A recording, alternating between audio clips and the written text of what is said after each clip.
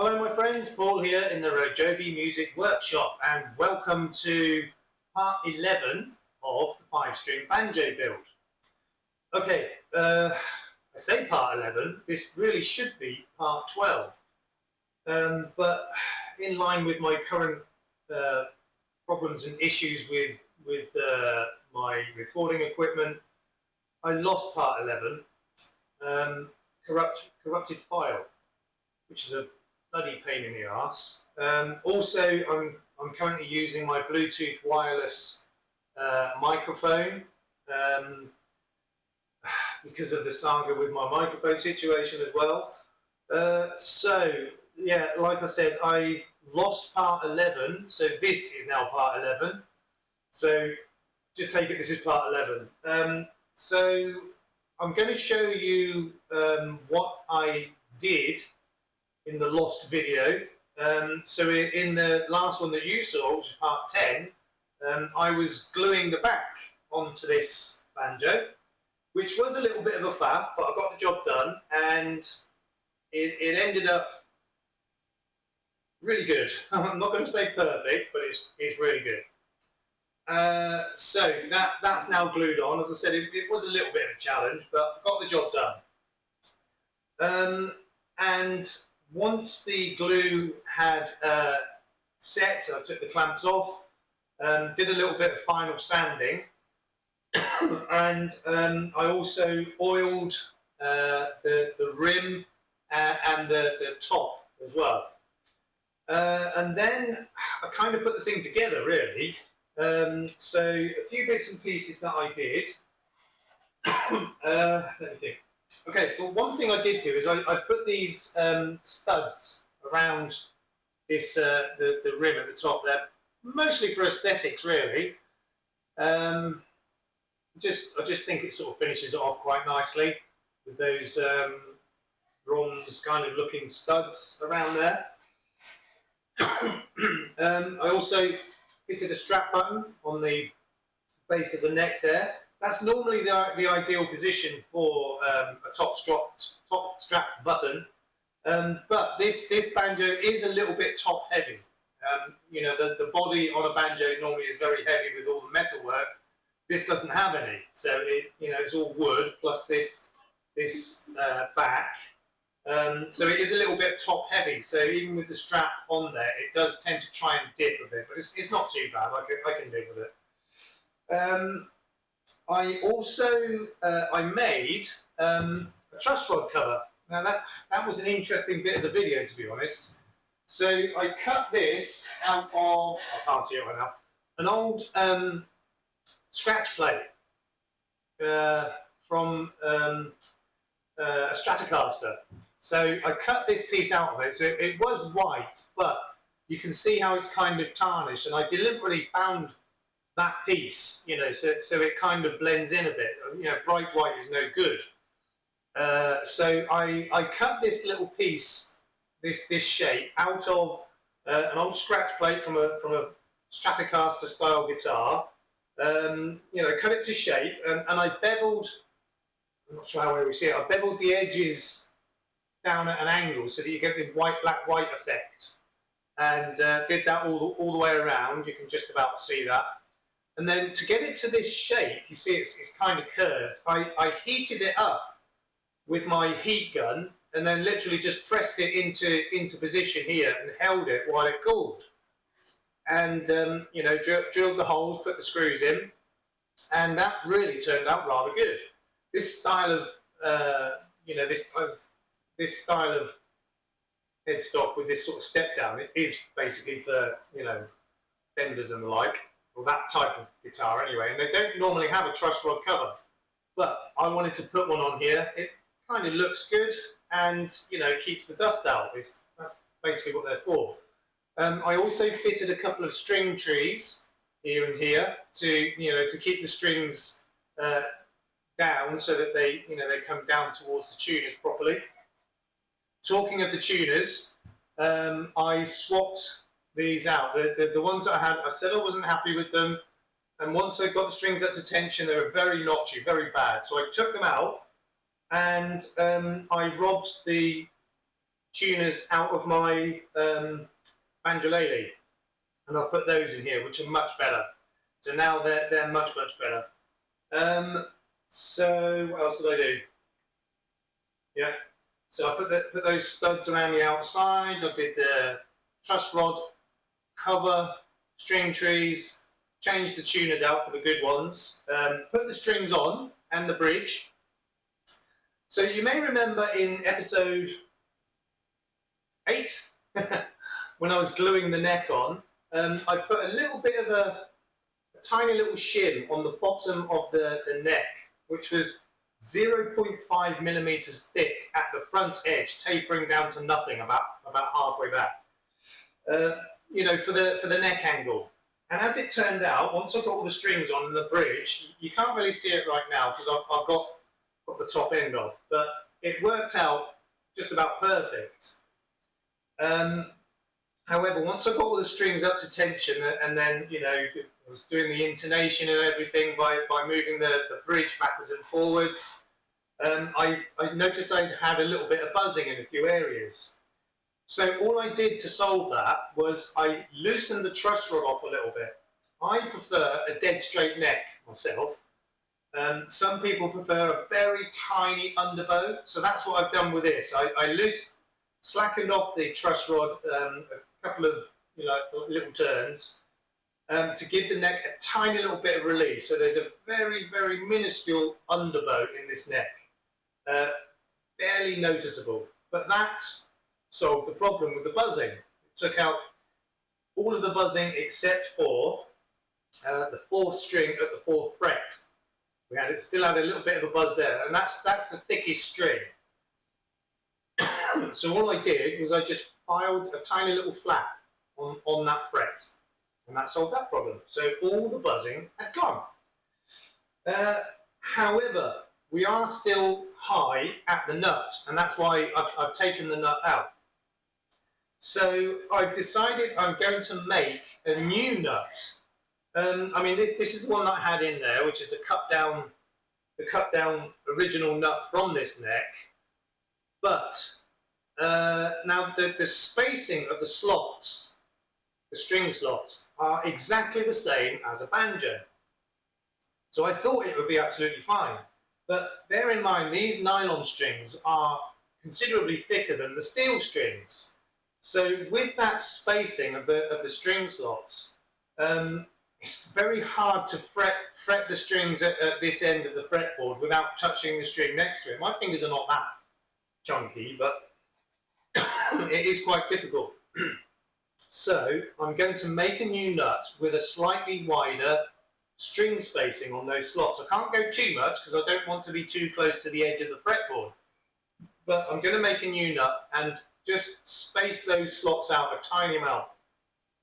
Probably overall 2.5 millimeters, something like that. So each one is going to be, a fraction of a millimeter, which doesn't sound a lot, and it isn't, but it should be enough. And also this nut is plastic, and I did say that I probably would think about changing it. So I'm making one out of bone. So I've got my bone blank here, and I've already thicknessed it down to the right thickness to go into this slot. Did that on my homemade thickness sander, so I've got the thickness just right. Actually, let me just show you this bit first. So let me just angle down a bit to the headstock. I'll just zoom in a bit. There we go. Okay, that should be enough. So, so I've got this nut blank thicknessed down to the right size. You can see it's considerably longer and it's taller than the original nut, but I've got it to exactly the right thickness so that it goes into the slot snug, not tight, but snug. Now, what do I mean by snug? I'll show you. So it's tight enough that I can pick the neck of the banjo up just with it slotted in there. There's no glue or anything, I've just slotted it in. So it's tight enough that, you know, I can actually pick up the neck of the banjo with it in there, but it's still movable and removable. Now, what I've done is I've taken the original nut and I've traced an outline on around that nut onto this nut blank, so that, you know, I've got more or less the right height plus the radius as well. The radius is quite important because you have to follow the radius of the fretboard, otherwise, you know, your string height is going to be different on each string. So my plan now is to sort of cut that out so that I can, you know, start to fit that in there. It's still very high. Obviously, you know, I've got to cut to this line that I've drawn on here, and the length. But I'm gonna cut that before I cut the length down because it'll be easier to work with. I've got this part to hold on to. And I'm going to do that on the oscillating spindle sander. So let's just crack on with that first of all. Okay. Camera over here. Volume might be down a bit because I've left the microphone behind, but shouldn't be too bad. Okay.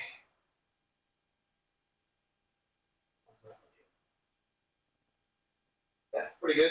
Okay, so I'm going to say noise alert, but it shouldn't be too bad because the microphone is the other side of the room now. Okay, so here we go.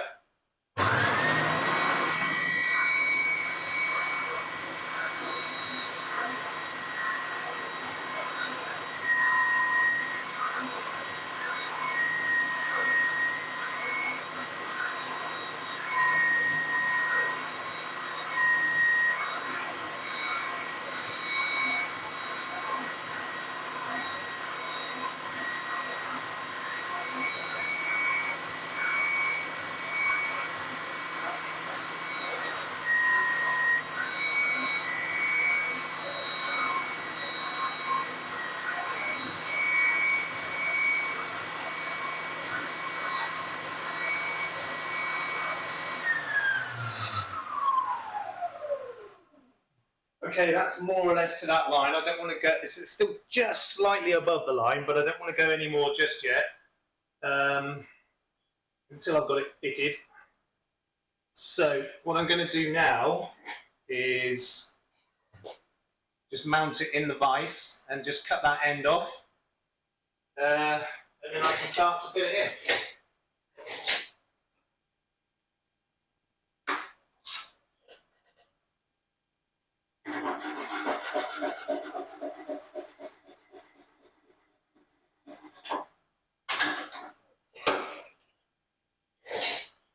Okay, so that's a very, very crude, rudimentary start to the nut. So just turn it back round and go down again. I'm going to plug my charger in, battery's getting low.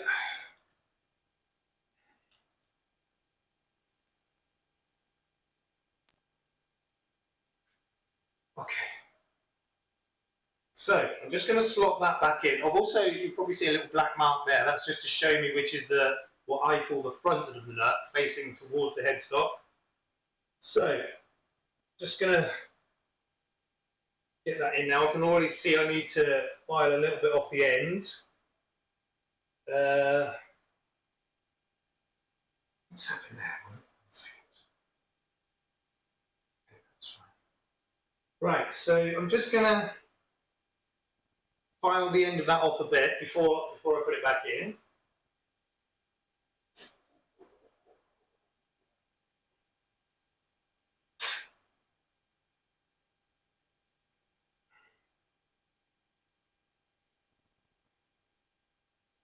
I need to take a little bit more. I'm just going to touch that on the spindle sander just to speed things up a bit.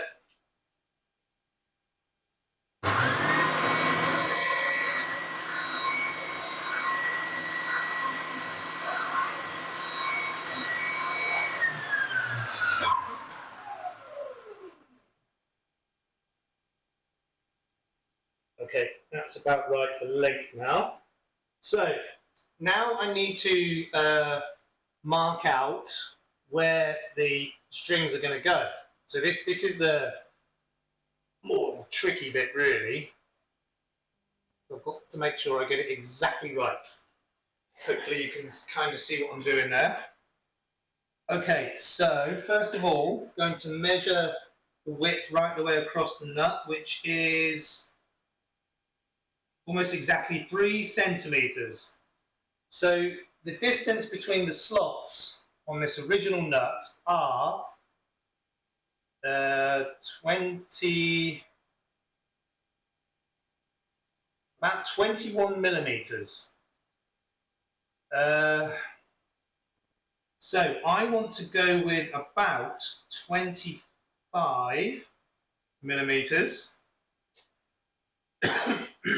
Okay, so if I first of all mark the center of this nut, which is 15, right there.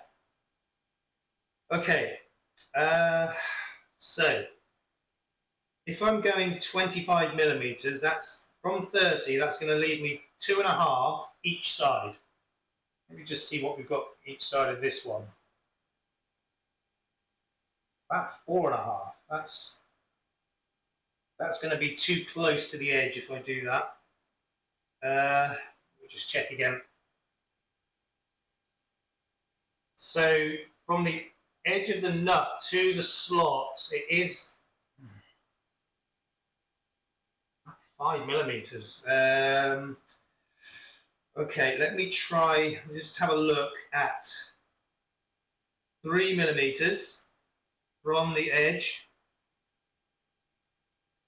That's 3. That's 3.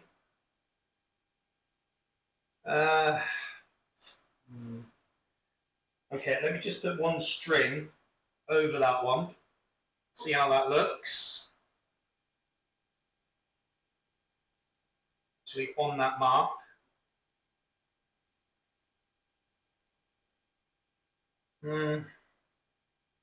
That's not too bad. Let me try the other side.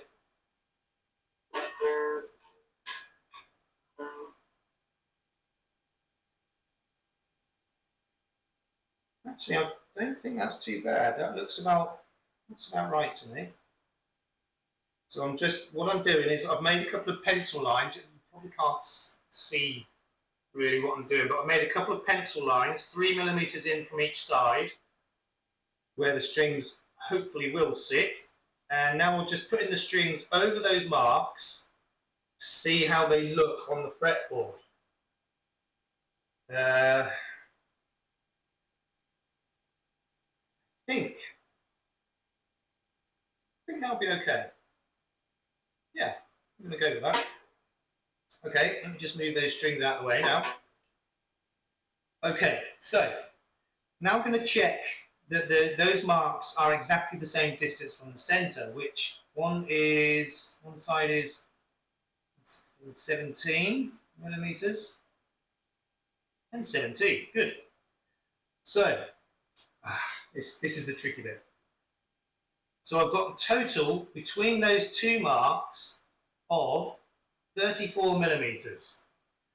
So I need to divide that by 3 to get the other 2 marks. Just check again. We've got 34 millimeters, which means between each one I need 11.3 recurring millimeters. That's not right. Okay. Sorry, 24 millimeters, not 34. Just as well I double checked. Okay, so that's 8 millimeters then, that's easy. So 5, 6, 7, 8, and 5, 6, 7, 8. Okay, so now I'm going to just check the measurement between each mark. We've got 8, 8.5, Okay, so it's not quite accurate, but we're close. So that one's got to come back a bit.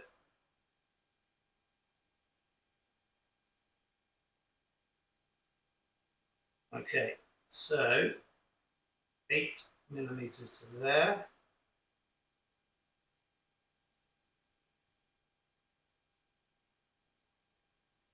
What's going on here?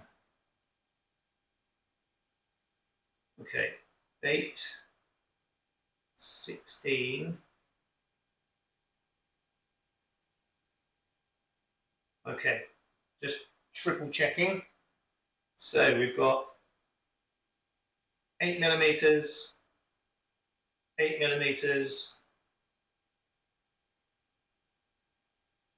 and that's gone over again. Do you see how critical it is to get this right? So 8, 16, 24.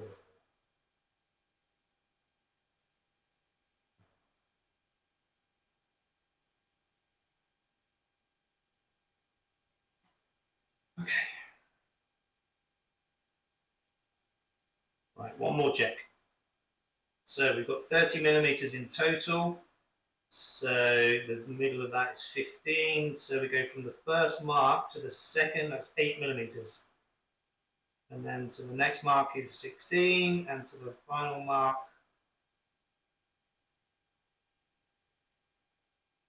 24. 16 there.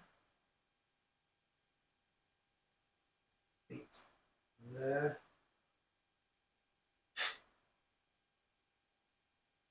Right. I'm happy with that. So the next stage, the next thing I need to do now is to start to cut those slots.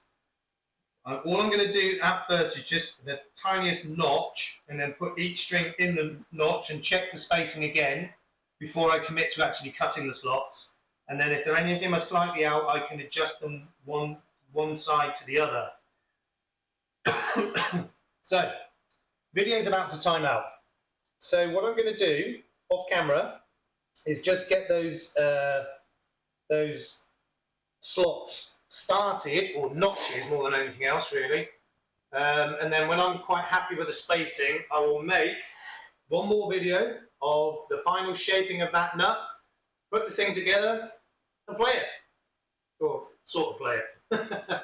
So that will be part 12, and hopefully the last video of this series. And then we're going to have a short break because Christmas is just around the corner. We're going to have a short break and then start the next project after a few days and see how we go. Okay, so I made a start on this new nut. Like I said, I'm going to just start the slots off camera, and then once I'm happy with the spacing, I'll make another video of the final shaping and height cutting of this nut and everything else, and then get the thing put together and make it make some noise. Okay, so in the meantime, please look after yourselves, look after each other.